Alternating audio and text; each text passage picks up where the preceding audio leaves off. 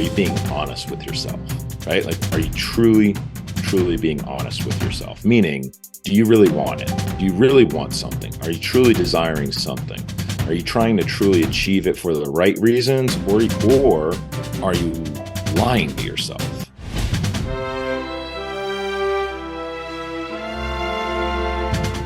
Welcome to Mindset Lessons from the Field. I'm Gina Casazza, the author of the upcoming memoir, Training with a SEAL. Today's guest is a former Navy SEAL. He served our beautiful country for 20 years before retiring. Today, he sits on several company boards. He is the author of the book, Leadership is Overrated. He is also the co-founder of Cultural Force, a coaching program which gives you the advice, accountability, and support you need to grow your business. Ladies and gentlemen, I introduce to you Kyle Buckett. Kyle, thank you so much for being on my podcast. Thanks for having me. Oh, of course. Yeah, I'm excited to chat with you. So you're interesting. You're an entrepreneur at 12 years old, and which is really incredible. You don't see 12-year-old being, well, not every day, being so ambitious. So was like having an idea and just acting on that idea something that always like lived in you? It's funny, fast forward 20 years later when, I'm in my late 30s in the SEAL teams, and I was running, somewhat of an innovation cell within the training command, the advanced training command. And I had a little poster inside of my office that said, ideas are shit. Execution is everything. Right. So, and when someone would come into my office, they knew if it was, the good idea fairy, they knew I was just going to point to my wall while they were talking. And then, they might take a step back or two out of the office. Oh, okay, Buck, my nickname. Okay, Buck, we'll come back when it's fully flushed out and we have a plan for execution. So, to the question, ideas are phenomenal. Everyone's got one. Everyone's got 1,000 of them, but it really boils down. You just nailed it. Execution's the name of the game. And, one thing that always is forgotten about the Navy SEAL community is that what we do better than everyone else on the planet is we execute at a very, very basic and fundamental level better than anyone else. Like, think about it, right? Like, we can pull a trigger, just this movement, better than anyone else. We can swim, again, very basic, swimming. We can run with equipment and gear, or we can jump out of a plane better than anyone else. Those are all the basics, the fundamentals to go out and execute, a very complex mission. So, the fundamentals, the basic execution of, just any business, any organization, structuring correctly, and on and on and on is critical. It's paramount, right? Ideas are great. I love them. I'm an idea man. I love ideas, but execution's everything. Do you think that starting at such a young age, really, like what makes a 12-year-old have an idea and then like, I'm going to start a business and starts acting on it? I was unique. I was different. I wasn't great at school. I just had, I had ideas, and I wanted to execute on those ideas. And so, the classroom was not the scene for me. I wanted to be in the boardroom at a young age, right? I just wanted to be innovating. I wanted to be creating money and value for my customers or clients.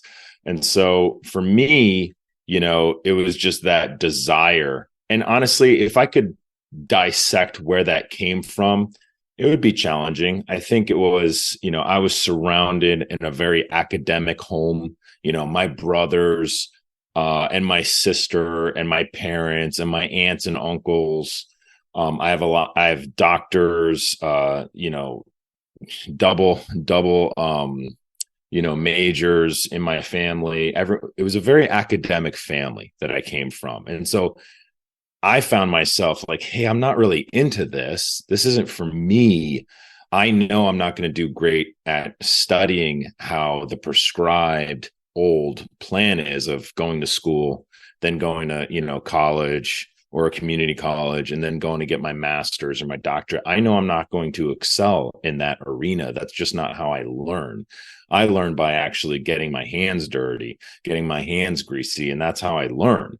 So I think it was probably something along those lines, right? Like, you're fascinated or you decide on what is bringing you excitement, personal excitement. And for me, it was really learning, hey, this is not going to work. This is not going to drive profit. This is not going to drive revenue at a young age. And I had to learn and make hundreds, if not thousands of mistakes, because that's just how I learned. Yeah. I wasn't going to learn at a B school. It just wasn't for me. I totally understand that. Yeah. Now, your dad brought home a Navy SEAL book, and that's when you were like, I want to be a Navy SEAL, right? And you like stayed up all night studying, right? How old were you when that happened? When he brought home the Man, book? you are well researched for this pod. Bravo. My hat is Yeah. off to you. Good for you. I was 17. I was in my senior year of high school. I had already made up my mind. I was determined to join the military. Mhm. I was thinking at the time I was going to join the Army because I loved, the Chuck Norris movies of the 80s. And so I was fascinated with the Army and Special Forces. And my dad brought home that book and he was like, hey, I know you want to join the Army, but you really love the water. You love everything about the water. You love being around rivers, lakes, oceans, streams, pools, whatever. You just like being around the water. You should check out these guys. So I did. I read that. He gave me that book and I stayed up till like 5 a.m, just pounding through it. I was fascinated. I was captivated. And I was like, that's what I'm going to do. That's what I want to do.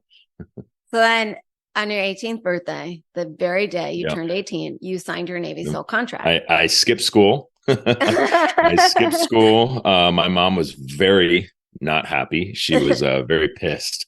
I skipped school and I was sitting there on the recruiter's doorstep waiting for them to open the door. And as soon as they did, I had signed the dotted line. You see, I was asking and begging my parents for months to come to the recruiter's office with me. I had already taken the test, the ASVAB test. Mm-hmm. I had done all the requirements, but I was still 17. And so you have to have parental consent at 17. And so they wouldn't give me parental consent. They were like, no, you need to finish high school.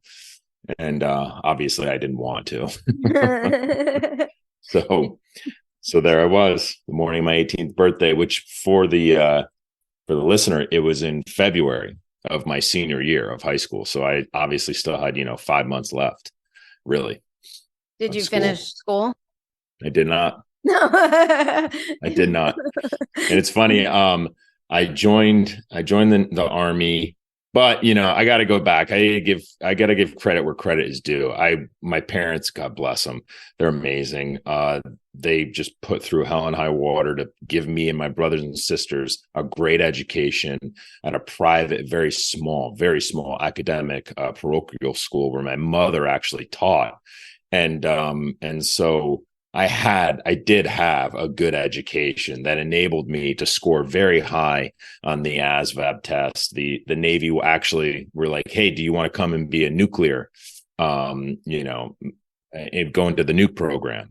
And it does really go back to the fundamentals that I learned from, being in that school, no doubt. But at the same time, I didn't finish. So I get to the Navy and I'm in boot camp, and the Navy, I'll never forget this. The Navy just hands me my GED. They're like, hey, your score's so high. Like, here you go. Here's your GED. I do not remember taking a GED test at all. They're like, here you go. Here's your GED. Congratulations. I was like, great, perfect. I'm on my way. Did you send it back home to your parents to frame that? they actually did not appreciate it at all. They wanted me to finish high school. They wanted me to go to college. That was the path they really desired for me back then. So it's all good. Well, let me back up like a hair. So 17, you get the book. 18, you sign your contract. What was the training like from 17 to 18? Were you training? Yeah. So Great question. So, getting ready before joining the military, I was just doing the basics. Funny enough, going back to our conversation 2 minutes ago, focusing on the basics, the fundamentals, right? Making sure my swim time was going to be within, the requirement. Making sure my run time, which is where I actually had to focus a lot of my training time on, was my run. My swim was fine because again, I was a water rat. I love being around the water, so my swim was the least of my problems. But I had to focus on getting my run time down. So that consisted of running, between 2.5 to 8 miles, 6 days a week, right? Eating clean. Obviously I'm a teenager, so I'm not really worried about alcohol like as an adult, but eating clean as I could, consuming as much protein as I could, but really training on a 6 day a week for the runs, sprinkled with weight training, also calisthenics, and a lot of push-ups and sit-ups, a lot of push-ups and sit-ups. Who put this and program pull-ups and pull-ups. together? The program was put together by yours truly. I had nobody back then. I grew up in a city just north of New York City, in New York. There was not really a military presence there.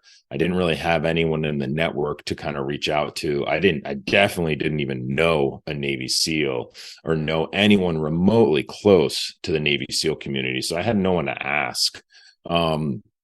The internet, wasn't what it is today. So it's not like I could go on LinkedIn and find someone, that I couldn't. Google didn't even exist. Right.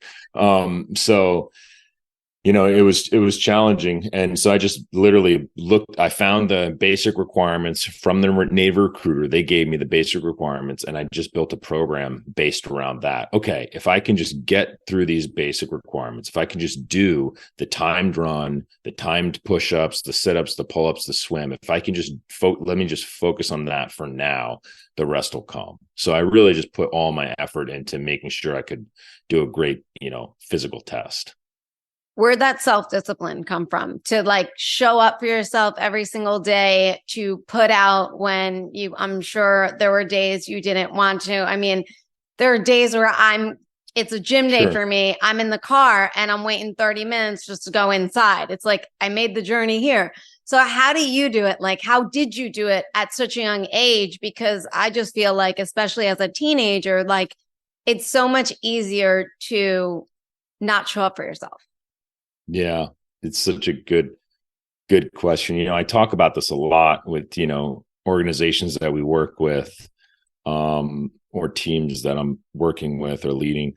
And, really what it boils down to is, are you being honest with yourself? Right? Are you truly, truly being honest with yourself? Meaning, do you really want it? Do you really want something? Are you truly desiring something? Are you trying to truly achieve it for the right reasons, or are you lying to yourself? Right? If you're going after something that you are not lying about to yourself, it's going to be 10 times easier. If you're going after something, excuse me, for the wrong reasons, or if you're going after something because you think that's something you want, it's going to be extremely challenging. So, if you have to ask yourself, truly looking deep within yourself and saying, hey, do I really want this? Do I really, really want this? Because if I do, it's going to be that much easier to achieve. It's going to be that much easier to wake up at 4 o'clock in the morning and get ready, for the day, or ready for the meetings, et cetera, right? Hey, am I happy in that training? Am I happy in that preparatory work? Am I happy in the execution of, this role or this job or this, sport? And, a lot of times, sometimes people at that point will have to take a step back and go, dang, Kyle, you know what? You're right. I was lying to myself. What I'm really excited about is over there. Great. Okay, let's go work towards achieving that. Right. And so when you find what it is, and for me, I got blessed that the fact was I got, excited at a young age, in serving our country in an elite maritime force. Something that, you know, from a young age, I was loving being around the water, right? And I wanted to serve the country in an elite manner. And I got really excited about that. And sure enough, fast forward, I get through the training, and then every single step of my career, I got more and more excited about it, right? And so when you're doing that and when you're loving what you're doing, the prep is nothing, right? It's just like anything. If you love doing podcasts, like you've done a phenomenal job here today prepping for this podcast, right? You've done a phenomenal job researching for the interview. You probably enjoyed that, right? So to you, it's not work, but for someone else, it might be, oh man, this is a slog. I got to read about this person or that person. Let me look at their history. You know, for someone else, it might be a slog, but why are they doing it? Right. So I think it really goes back to that. Like, hey, why are you doing it? And, you know, honestly, I know a lot of people out there these days might be challenged with, hey, why do I want to be healthy? Right. That's a challenge. That's a real challenge in America today. Right. And why do you want to be healthy? If you can't answer that, that's a slippery slope. Today's podcast episode is brought to you by my absolute favorite company. If you know me or seen videos or photos of me, then you know I always have one on my wrist. I absolutely adore this company. DiscoverOmnia.com. DiscoverOmnia.com is the world's first smart crystal bracelet. Every single bracelet is handmade in the USA using real genuine crystals made on memory wire. Every bracelet is unisex and they're also aromatherapy. The cool part is the black onyx charm that is on the bracelet. It scans to your cell phone, connecting you to their Wellness Hub Elevate. You can also access their Wellness Hub Elevate on your computer or tablet. You just have to sign into your account. The bracelet gives you a 12-month membership. It has over 200 pieces of self-care content, from motivational tips, meditations, breathing exercises around the theme of your bracelet, printable journals, and so much more. The content is ever growing. And that's not all. The bracelet also gives you lifetime access to their Elevate Together Club, which meets monthly via Zoom. Each month is themed, giving you actionable takeaways to elevate your life. And with this podcast episode, you get 40% off your purchase order by using the code Mindset Podcast. Use that code Mindset Podcast for 40% off. Just go to DiscoverOmnia.com. DiscoverOmnia.com, code Mindset Podcast for 40% off. Get your bracelet today. With all you're getting, said a lot. No, I loved it. I absolutely loved it. There was so much to take in. But I'm curious. It makes sense. I mean, I 100% agree with everything. But I want to know how, when you're excited about something, there's still those days where you're just like, I don't want to do it, right? Sure. Or for yourself, you're like doing push-ups and you hit a point where it's like, this is really painful, right? And you have to just keep going until you collapse, right? How did you keep going to push through that pain? Because nobody's watching you. Right. Well, it goes to how bad you really want it. Number one, I've already said that, but it also goes to a little bit of having a chip on your shoulder too. Mm-hmm. Right. For me, I definitely had a chip on my shoulder because here's what happened. The second I joined to become a Navy SEAL, all of a sudden, let's go back 5 minutes ago when I said I didn't have any experts. Well, when I signed that dotted line, oh my God, everyone was an expert. Everyone was an expert. Everyone all of a sudden is telling me how I'm never going to become a Navy SEAL. right? Oh, you can't do that. Kyle, those guys don't ever sleep. They go for an entire week during that, the basic training without any sleep. You can't do that. You've never done that. You got to be able to run pretty far. You got to be able to swim pretty far. You got to be able to shoot pretty good. You've never done that. You're going to jump out of an airplane. You never done that. And on and on and on. You get my point, right? And so then I get to training. I get to basic training. And I have a whole new set of experts, a whole new set of experts. It's all of the other students, right? And all the other students are saying, oh, this is the challenge. This is what you have to do. This is what you have to do. And all those experts that are running their mouth and talking are the ones that start slowly quitting, and they're dropping out, and they're ringing the bell, and they're requesting a drop on request, as we call it, a DOR. They're ringing the bell, and all of those experts start fading away. And so to a degree, it became a little bit of a chip on my shoulder saying, well, everyone around me, I'm saying, I want this. This is what I want to do. And everyone around me is saying, yeah, you can't do it. Well, this is what I want to do, so I'm going to freaking go do it. And so there is a little bit of that, the chip on the shoulder, right? That's for sure. But then, pushing through to the question of, the pain and the suffering, and especially for us, the cold water, you have to take your mind to a little bit of a place of seeing what's over the horizon, right?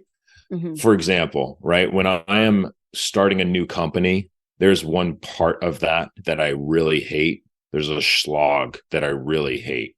When it's a capital intensive company, the fundraising of a company, raising capital, I hate it, right? I hate it. And it reminds me of, that basic training where you're just sucking it up. You're going through the cold water. You just have to suck it up because you're looking at your goal, your end goal, saying, hey, what I want to do is months ahead. I still have months of this torture to get through, to get to my end goal. And so again, the ones that are lying to themselves or not realizing, hey, what it's going to actually take to get to that end goal, that's the big aha moment, right? Like, spend a little bit of freaking research to understand, hey, I want to lose 50 pounds. Okay. What is the research that it takes to go and lose 50 pounds? Hey, I want to create $100 million company. Okay. Is it capital intensive? Yes. Okay. You're going to have to raise a lot of money to get there, potentially, right? You're going to have to build a team, right? And so when you don't spend that time analyzing and research this goal that you set for yourself, that's where it becomes very challenging for us, because they don't spend the time in the beginning to say, hey, did I research this properly? Because why am I putting myself through all this suffering? Oh man, I didn't realize it was going to be this tough. Okay. What does that go back to? It goes back to, you didn't really analyze the situation. You didn't spend any time researching. You didn't understand what the path was going to be to achieve that goal. And so that is what really matters, right? Like, I didn't know fully everything that was going to come, but I knew that it was going to be brutal. I knew that it was going to be cold. I mean, even in the 90s, you do a little bit of research and you can understand that Navy SEAL training is the most horrific professionalized military training on the planet. So, and I knew, okay, there's going to be this week in there that I'm not going to sleep for a week. I'm not going to get any sleep. So I knew, and I had to prep my body. And I'll never forget, we're 2 weeks away from Hell Week. And one of my best buddies at the time looks like freaking Chris Hemsworth from Thor. He comes running up to me and he's like, "Can't do it, man. I'm out." And I remember looking at him and going, holy moly, that guy just quit. That guy's faster than me. He's stronger than me. maybe smarter than me. He's better looking than me, all the things, right? And he just quit. And I'll never forget. I go to bed that night and I'm thinking to myself, wow, that guy just quit. I'm not quitting. I got this chip on my shoulder. And I wake up the next morning with a whole new set of problems. I wake up with an inflamed IT band. I have pain from my hip to my ankle, and it's excruciating. I mean, excruciating. And the reason why I tell that story is because if you ask any team guy, hey, what went wrong with your body to make it through the basic training? Every single one of us have a story. And that pain in my leg lasted for weeks leading into Hell Week. It was brutal. And listen, the morning of Hell Week, I get another new problem.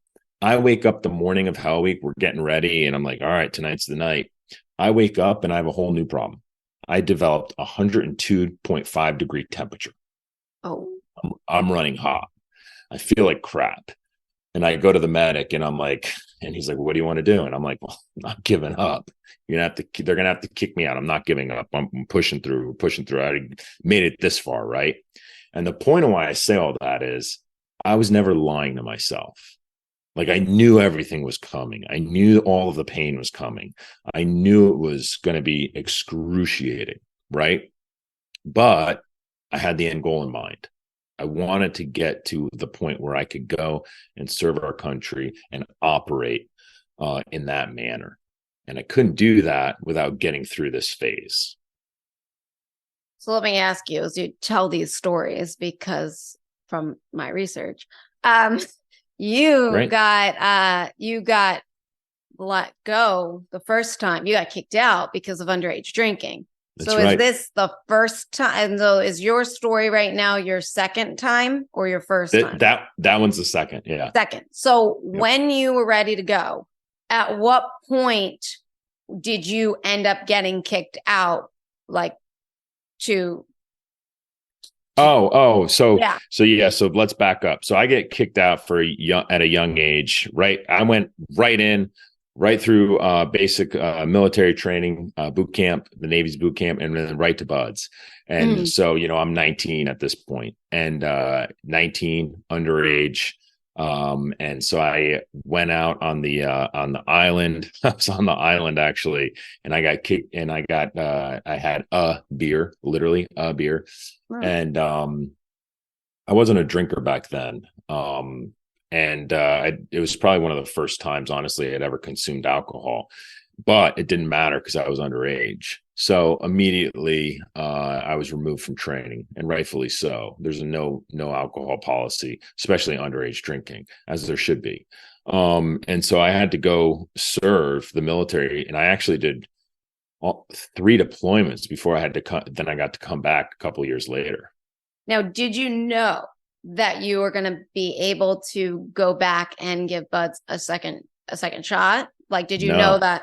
You had no idea? Not at all. No idea. What was going on when you got let go? And what was going on through your mind when you've trained for this for so long? You put your program together, and then that one beer changed everything. It's brutal, right? But I wasn't going to give up. Like, that was the goal. So I jacked up, but I wasn't going to give up, right? I screwed up, but I wasn't going to give up. So I just put my head down. I just worked hard. I did the best of my job so that I could get a glowing review from the command leadership to approve me to go back to the training. And so I could have been Mr. Negative Nancy in those 2 years where I was away, but I decided not to. I said, hey, I'm just going to be awesome at everything I do. And I taught myself trying to think about this. It's been a while since I talked about this. I taught myself several specialties within the Navy that I didn't actually even go to school for. And so I taught myself, I got qualified on several different qualifications, worked my way up, and then eventually through stellar performance, I was approved to go back into the program. So what was that like? You get So approved to go back. So then I go back and here we go all over again. Right. And so the stories I was just talking about was now I'm back. Those were those stories. Yeah. Because So now when I got kicked out the first time, it was very early in training. okay, got it. Yeah. Yeah. Yeah. So now your second time, well, technically, right? Class 249, is that accurate Correct. statement? Correct. Winter, right? Yep. Yep. February Yep. time. Yep. Absolutely freezing. Now, was the first time around the same time too, or The first time would have been not a summer Hell Week, but it would have been like a November Hell Week. And listen, I'm a surfer. My favorite day to surf in San Diego is Thanksgiving morning, because Thanksgiving morning the water can actually still be kind of warm sometimes. Maybe a 2 mil wetsuit is required, maybe even a 1 mil or a cheater top. But usually the waves are good and the water's not that cold. Fast forward to February, March, my Hell Week, the water was 51 degrees. It was cold. It was really cold. It did was you freezing. prep? Is there prepping? Do you take cold showers, or is that even like preparation? Like, Yeah, you need some plunges. But you definitely don't want to go into that program. And that's the first time you've ever been in cold water. That's for sure. Because the shock of being in cold water. Now it's pretty popular. You go on, Instagram or TikTok, you see people doing plunge pools all over the world. But back then it wasn't that popular. So, you had to prep, you had to be prepared for it. But at the same time, you're in that water from the minute you show up. I mean, you're in it pretty quick. So the meaning, a month or two later, when you're actually starting Hell Week, you've been in cold water quite a bit leading up to that. I'll just say, like, I've done cold plunges. Like, it's not fun anytime for me. Like, it's and it takes my body a bit to like get over its shock, and also my mind. I'm like, I see the ice on the water, and I'm just like, no, and I have to keep Right. fighting that. Did you Right. have that at all throughout training, where you had to fight yourself from psyching you out? Did you have any moments like that? Probably, not necessarily with the cold water. I think for me, I had been in cold water quite a bit leading up to it. So um I just knew it was going to suck. So it's like, okay, here we go. Just prep. Okay, here we go again. Boom, this sucks. But What's the there are other. mindset prep? You mentioned just prep. So like, how you just are like, it's just going to suck. We just got to do it anyway. That's the prep? Yeah, Okay. yeah.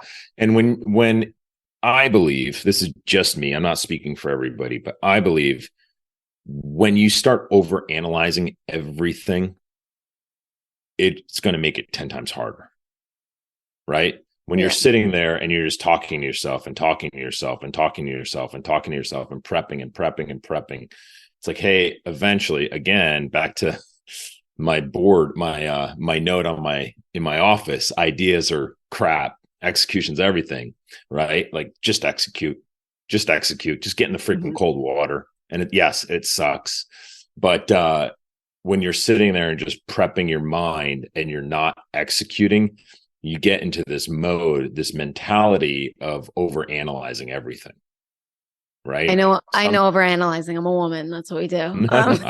your words, not mine, not mine. But when we as humans get into something where we overanalyze everything, sometimes it's time to just put everything down and just execute and do and fail, right?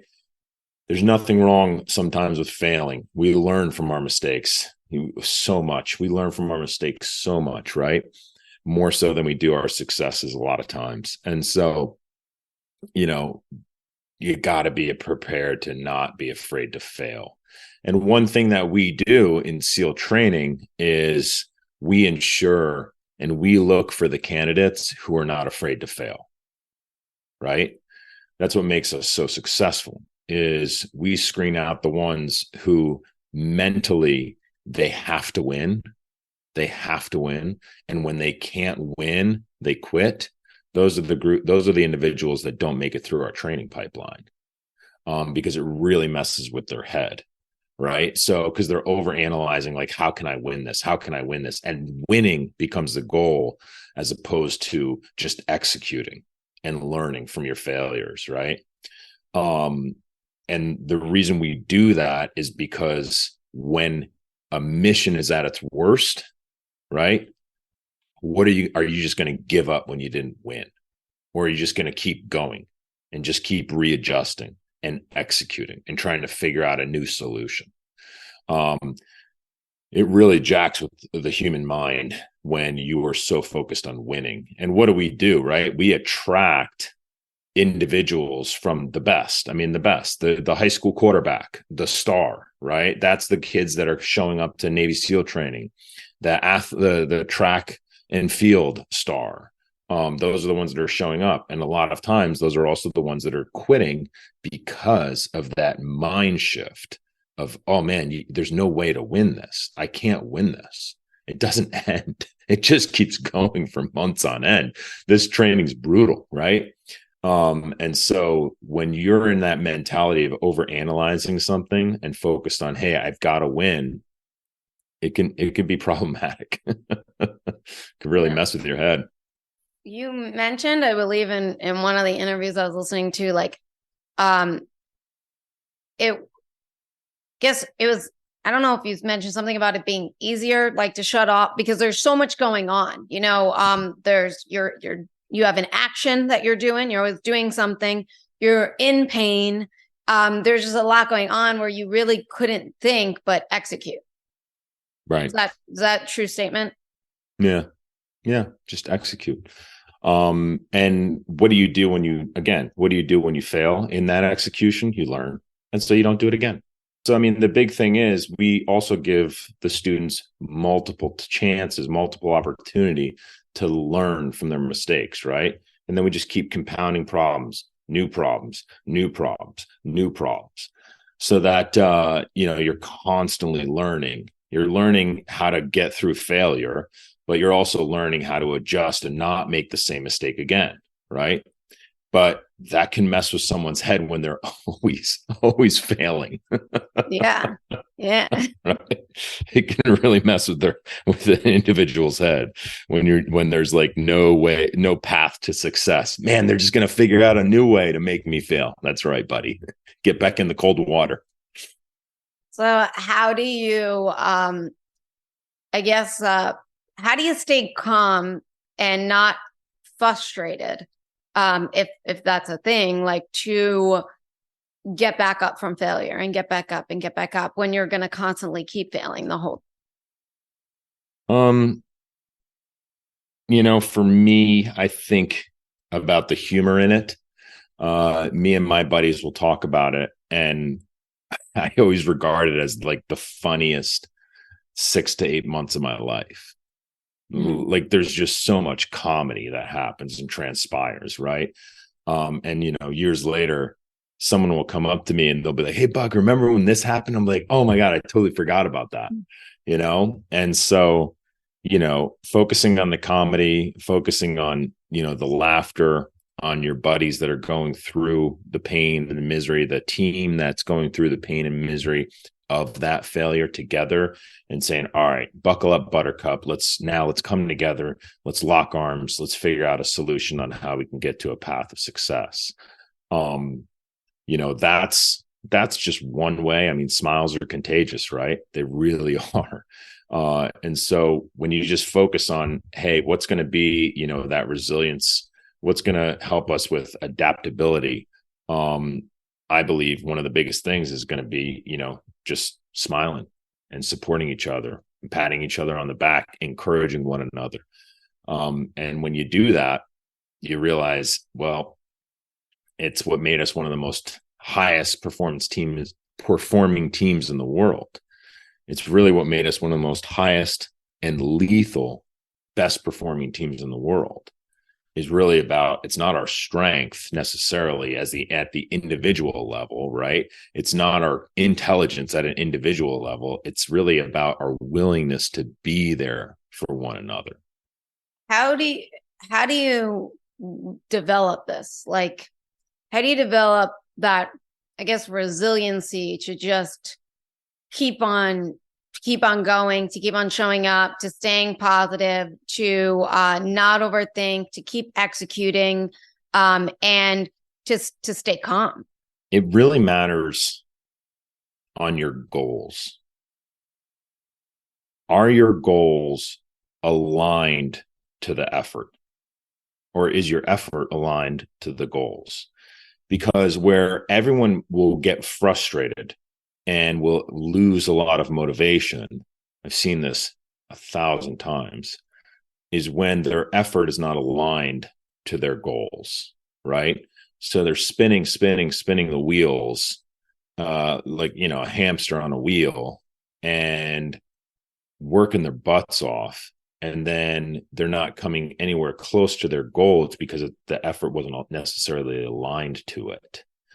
And so it's a lot easier to get frustrated when you're that hamster on the wheel and the wheel's on a road and you're getting closer to the goal, mm-hmm. as opposed to it's on a spindle or whatever and you're just spinning, right? Does that make sense? Yeah. So when that goal is in sight, or you see the path to achievement, the frustration, the hurdles to get past are much more palatable than when there's no end in sight, or you're going the opposite direction. Your efforts are taking you further and further away from the goal. That's when everyone gets frustrated. When the effort is moving towards the goal, whether it's hurdles, whether it's a team loss, a resource or an asset loss, but you're still pushing forward, that's where everyone can come together and realize, all right, that sucks. Okay, we got to deal with this, but we're still on the way to our goal. When the asset loss, the resource loss, the team loss, whatever it might be, pushes you in the complete opposite direction of the goal, that's where everyone gets really frustrated as a team. And that's when you start getting bickering. That's when you get side conversations. That's where, teams just completely fall apart. It's hard to encourage everybody because they know you're full of crap, because you're not moving closer to the goal. You're not getting closer to the achievement. And so when teams do that, sometimes you have to just take a big, hey, let's reset, and let's all push to ensure that, now our effort's going to be aligned on a path towards whatever it is we're trying to achieve. When you were going through Hell Week, I think when it was over, 17 of you were left. Is that correct? Mm-hmm. Yeah. And now you started off with the fever, you just said. And now, how was it getting through that? Not only with the fever, but then you're seeing people dropping, and you're still in it. The guys that are with you are still in it as others are dropping, but also as you mentioned, you have a fever as you're going through this. You had this pain going on. What's going on, and how do you push through and keep on going? I had to really focus on being a good teammate.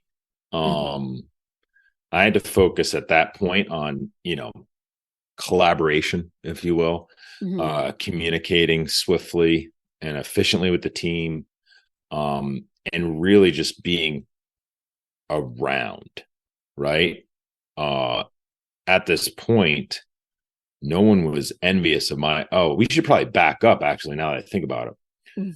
Because Tuesday night of Hell Week, one of my buddies, rings out, and then all of a sudden the instructors are losing their minds, and they're looking around and they're trying to find out who's the next guy in charge.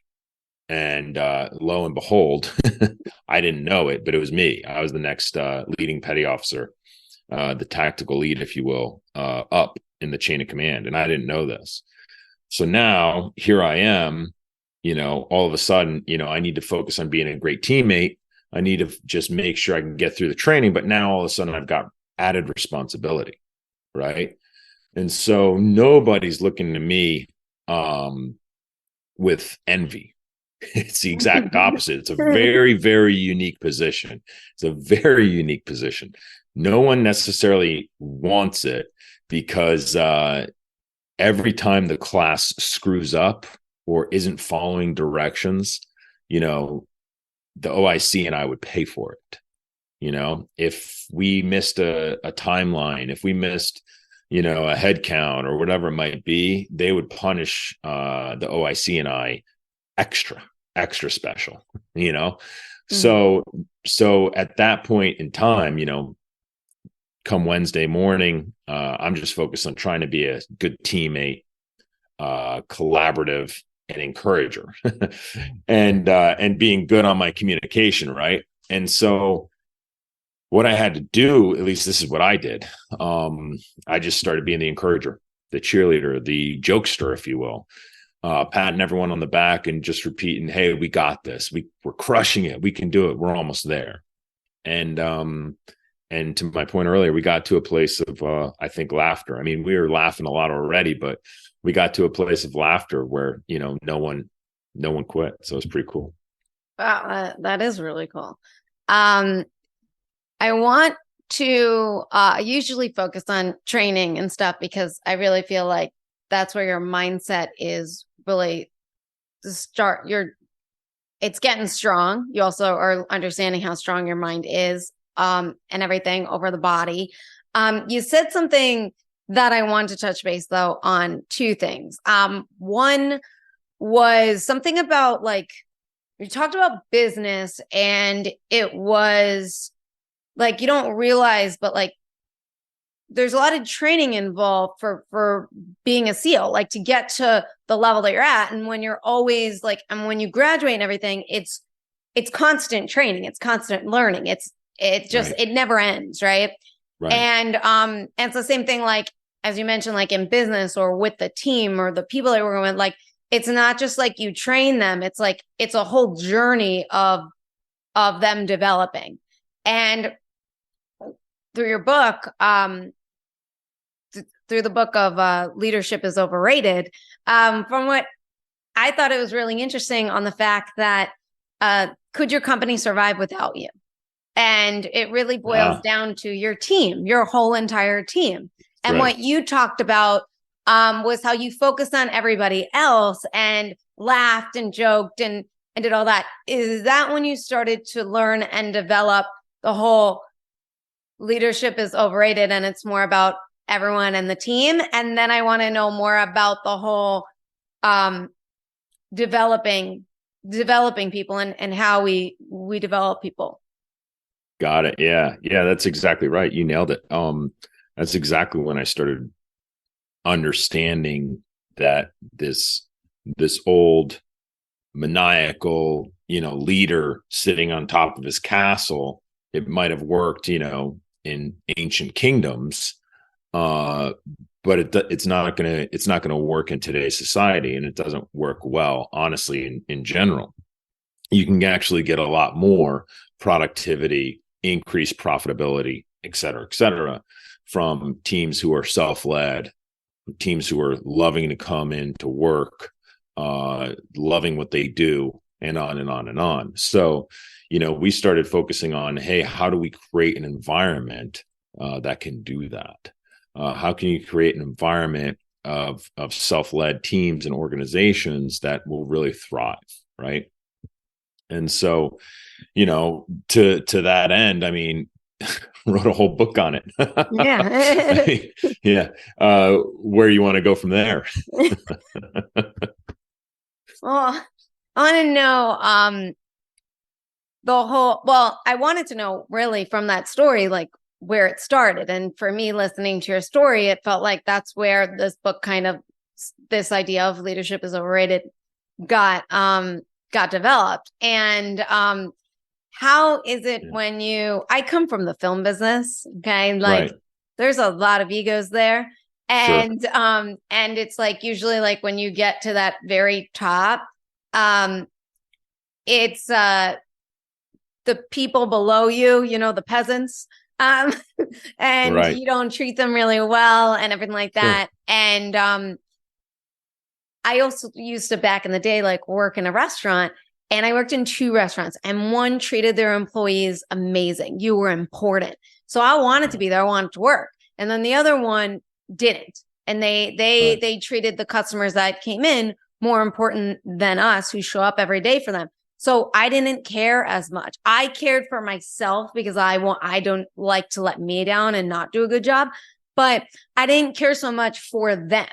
And how do you, from your book, like Leadership is Overrated, like how do you build that solid team of letting go of all those egos and that I'm above you and type of mentality? Mm. Yeah, it's interesting. The film industry is a very unique dynamic, right? Because uniquely, a director, an executive producer has a lot full of people who are just going to do anything it takes, right, to get 15 seconds behind that camera, behind that lens. It'll be really interesting, to see how that industry evolves over the next 20 years, where now everyone can be a star on, social media, streaming services, et cetera, et cetera. It'll be interesting. And I have a theory. It's going to take a while for it to fully bake, but I have a theory that the ones who follow the premise in our book are going to be the directors, the producers are going to be the ones that really thrive and rise to the top and just make quality, great content. But back to that question, for me, I really, really paid attention to the concept of killing the leader when I watched us as, Navy SEALs actually do that in training, right? It's a very unique dynamic when in training, the leader dies and bombs are going off, fireworks are flying overhead, it's chaos. There's bullets flying overhead, and all of a sudden the guy who's supposed to be in charge is now dead. And you get to watch as the organization reacts, as the team reacts to that situation. You get to watch as the next guy steps up and takes and assumes the role and responsibility, or the third or fourth guy in the chain of command steps in and just takes over because the second guy couldn't. You get to watch his ability and how well the original leader, the one who's now playing dead, had trained him, how much he had empowered him in the past, how much he had been encouraging for that individual to learn the role. And you also get to see how the team now reacts to his assumed responsibility, right? So 3 things happen. Number one, the leader who's playing dead gets to see how good he did, right? Mm-hmm. How good of a job have I been doing training the next guy? The next guy gets to execute and see how good he could do if that happens in that role. And then there's the most important one, good old number 3. Mm-hmm. The team sees it. And you better believe that even though, bullets are flying, bombs are exploding, chaos is ensuing, when you're a team guy in that situation, your ears perk up a little bit and you pay attention, what's going on because, hey, John Doe's now in the seat. Oh, how's John Doe going to do? And so the team, number 3, the team gets to see, and now you're on the world's most elite interview, right? Because the entire team is going to judge how good of a job is number 2 doing, right? Mm-hmm. And then they're going to step back after everything's over and all three groups are going to go, hey, number one guy, how good of a job have you been doing training number two? Hey, number two guy, are you ready? He's been doing a great job training you and you sucked at it. Or the whole team goes, hey, both of you guys sucked, or wow, you guys are doing great. This is amazing. Now it's time. Let's try it with the number three guy or the number four guy or even the number five guy, and on and on and on. You get my point. But doing that, enabling and saying, hey, what happens in any organization when you take the leader out, or the leader just checks out and goes on vacation for a week and turns off their cell phone? Can the organization thrive? Can the organization succeed? Has that person at the top been developing the next round of leaders? Or have they not? Does chaos ensue, right? Is the individual so focused on, I've got to have the answers for everything, that the next 3 or 4 or 7 people can't, make any decisions. And when you don't have decision making at the lowest level, that's when you have major problems, right? So that's what it really kind of stemmed from. How do you, I guess, like, make a decision? Like, shouldn't, like, you make decisions every day, right? Every day we're making a decision on what to eat, everything. Right. But especially in business, right? Especially as a SEAL serving the country, there's lives on the line, right? How do you make make a decision? It's not about making it's not about making the right decision. It's about making like the least worst decision, I guess, in a way. From what I've been taught, it's like, it's not like you're not going to make a mistake. It's just making a mistake that's not going to, lose a life. Yes, exactly. Sure. Exactly. So how do you get into that head and that mind of making a decision and just kind of like hoping that it's like the least catastrophic? I'm chuckling over here because I know that most of the individuals who ask me this question roll their eyes at what I'm about to say, because it's not easy. It's simple, but it's not easy. How you do that is training. It's training. How do you give team members the ability to go and do something? You train them, you educate them.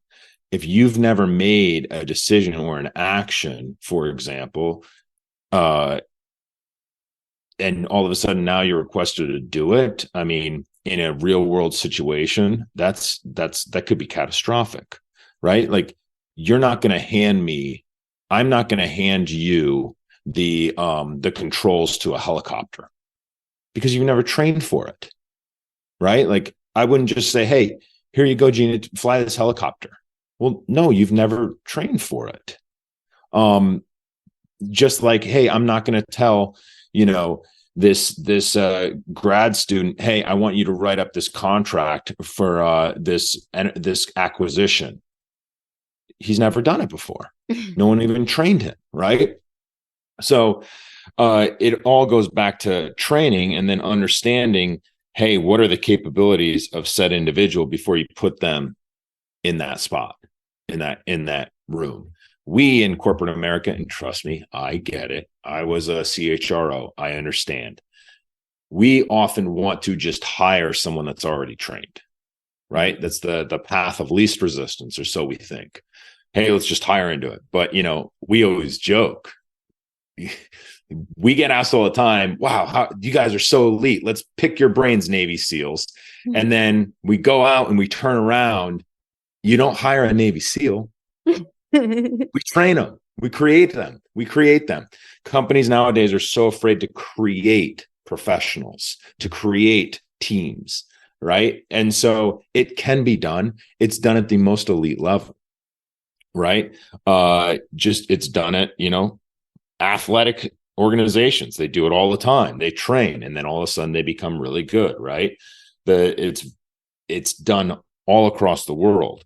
My point is that training enables the opportunity for failures as well, right? And so when you are properly trained, when you're properly educated, when you're properly, going through scenarios, at that point, then you have the opportunity to say, okay, this person's ready, right? This person's ready. This person's been backseating me. Maybe it's not a formal training program, but this person's been backseating me for a long time. I've been mentoring this individual. Mentoring is a form of training, right? I've been mentoring this individual, and now this individual is ready to hold down the fort while I go to Hawaii for a week of vacation, But it takes time. Takes time and effort, and you got to be disciplined, you got to be intentional, and you got to put your mind, again, back to our opening statement on, hey, what's the goal? Okay, knowing what it's going to take to get to that end goal.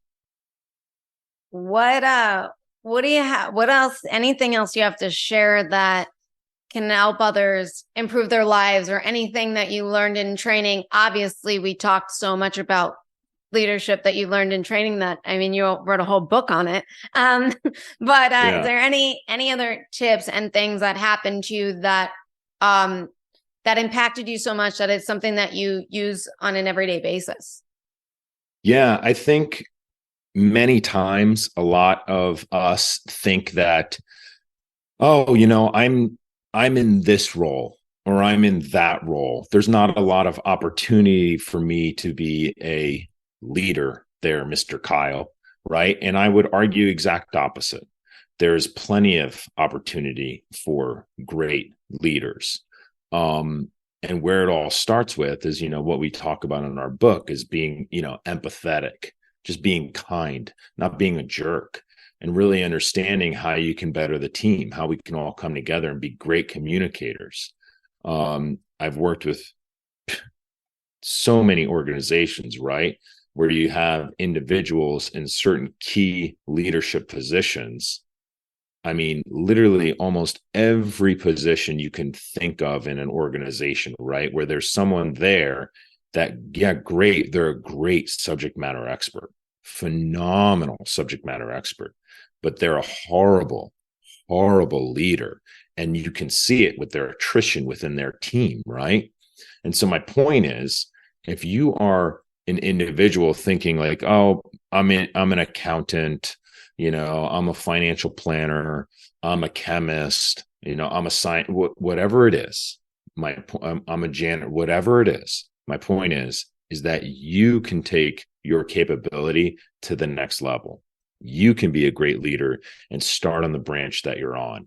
It doesn't matter if it's, the old elite title. It doesn't. It really doesn't. There's great leadership at every single level of every sort of organization. And when you do that, when you actually are empathetic, when you're kind, when you go out of your way, and also you're doing a good job at your job, people are going to take notice, and people are going to come alongside of you, and you're going to take that organization to the next level. Happens all the time. Happens every day. Thanks so much. And thanks so much for being on the show. I really enjoyed it, and I really learned a lot. And I'm just so grateful to have the opportunity to speak with you. It's been great. Thank you so much. And thanks for everyone that's listening. Please go like, share, comment, subscribe now, be a Patreon member so you can get full access to our bonus episodes and extra goodies that only our Patreons get. And please tune in next week for our next episode. Thank you so much for listening.